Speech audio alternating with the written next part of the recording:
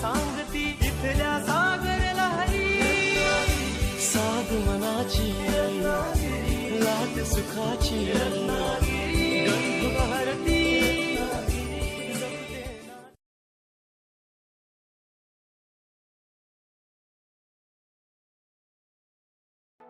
चिपळूण म्हणजे विश्वसनीय खाद्यपदार्थांचे एकमेव ठिकाण क्वालिटी बेकरी.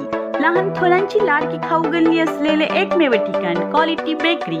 फ्रेश खा, फ्रेश राहा. Quality bakery. नमस्कार. रत्नागिरी वन पाहत राहण्यासाठी सबस्क्राईब करा आणि बेल वर क्लिक करा व पाहत रहा आमचे नवीन व्हिडिओ.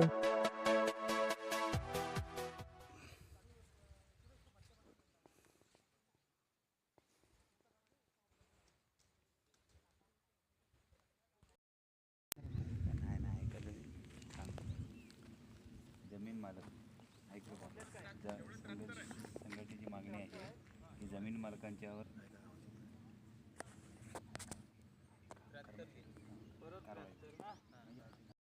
नमस्कार, मी शाहिद खेरडकर रत्नागिरी वनमध्ये आपल्या सर्वांचं स्वागत करतो.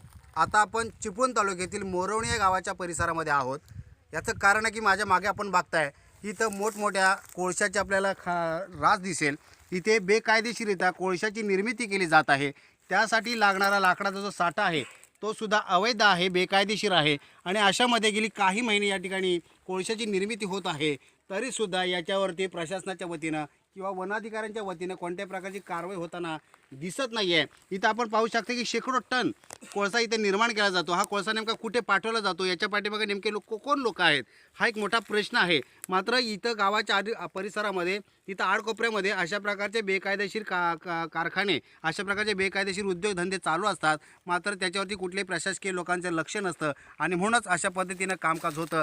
आणि अशी माहिती सामाजिक कार्यकर्त्यांच्या वतीनं जेव्हा आमच्यासारख्या मीडियाला मिळते तेव्हा आम्ही तिथपर्यंत येतो. आमच्यावर अनेक सामाजिक कार्यकर्ते आहेत ज्यांनी हे निदर्शनास आणून दिलेलं आहे.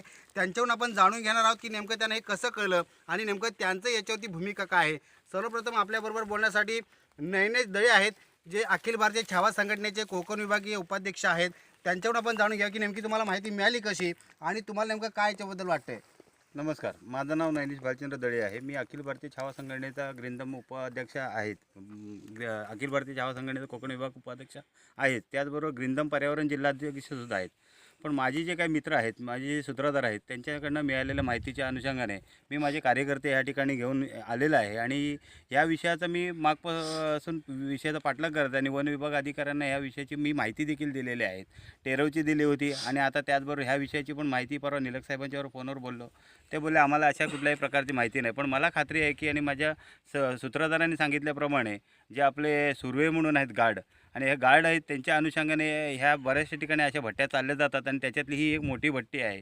आणि कार्यकर्त्यांनी दिलेल्या माहितीनुसार हे संबंधित जे जमा झालेले आहेत कार्यकर्ते, त्यांना देखील मी समक्ष आणून हा पुरावा म्हटलं शासनाच्या आणि जनतेच्या निदर्शनात आणून द्यावा. मीडियावाल्यांना या ठिकाणी बोलवलेलं आहे. आणि महत्त्वाची गोष्ट आहे की ते वन विभागाच्या कुठल्याही प्रकारे परवानगी नसताना वृक्षतोड टेरवमधून तिकडनं आणून या ठिकाणी कोळसा पाडला जातो. आणि अशा बाबी जर अधिकाऱ्यांच्या निदर्शनात येत असतील तर ही खेदजनक बाब आहे. मला खात्री अशी आहे की ते अधिकारी, जेवढे अधिकारी आहेत ते सर्व मिळालेले आहेत. आणि महत्त्वाची गोष्ट की हे आम्हाला फक्त डोळ्यात धूळ टाकून दुसरे अधिकारी आमची फसवणूक करतात आणि आम्ही ज्या दिलेल्या तक्रारीची कुठल्याही प्रकारे कारवाई करत नाहीत. म्हणून आम्ही स्वतः जातीनुसार या ठिकाणी आलेलो आहे आणि आम्ही ही मीडियासमोर बाब निदर्शनाला येते. आमची एक इच्छा आहे की संबंधित ज्याची जागा आहे त्या जागा मालकावरती कारवाई व्हायला हवी. आणि त्याचबरोबर ज्या इथे कामगार आहेत ते कामगारांच्यावर, प्रत्येक कामगारावरती वन विभाग कार्यालयाने कारवाई ही केलीच पाहिजे, अशी आमची संघटनेची मागणी आहे. त्याबद्दल मी नैनिश दळी. ते नयनेश दळी ज्यांनी सांगितलं की मला माझ्या सूत्रधारांकडून या ठिकाणी माहिती मिळाली की इथं अवैध प्रकारे असं काहीतरी कोळशाचं निर्मिती होती आहे. त्यामुळं इथे या लोकांनी दखल घेतलेली आहे. आता वनाधिकाऱ्यांच्या देखील हे लक्षात आणून दिलेलं आहे. आता आपण देखील वनाधिकाऱ्यांना संपर्क साधणार आहोत.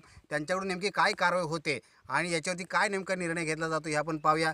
तुर्तच आपण सर्व सामाजिक कार्यकर्ते आहेत जे आपापल्या परीनं समाजातल्या अशा बेकायदेशीर गोष्टींकडं लक्ष ठेवून असतात आणि अशा प्रकारे प्रशासनाच्या ते लक्षात आणून देतात. याच्यावरती प्रशासनानं योग्य ती कारवाई करावी एवढीच अपेक्षा सर्व लोकांची आहे. मी शाहिद खेरडकर, राजेश जाधवसह रत्नागिरी वन. धन्यवाद. अधिकारी म्हणजे वनाधिकाऱ्यांना आपण संपर्क साधल्यानंतर वनाधिकारी या ठिकाणी आलेले आहेत आणि त्यांचा पंचनामा या ठिकाणी चालू आहे. आणि पाहूया की पंचनाम्यानंतर फॉरेस्ट किंवा वनाधिकारी कोणत्या प्रकारची कारवाई या ठिकाणी करतात. त्यांना या ठिकाणी आल्यानंतर ते वास्तव पाहायला मिळाले आणि हे वास्तव पाहिल्यानंतर ते सुद्धा थोडेसे आश्चर्यचकित झालेले आहेत आणि ते आपलं पंचनाम्याची कारवाई सुरू केलेली आहे.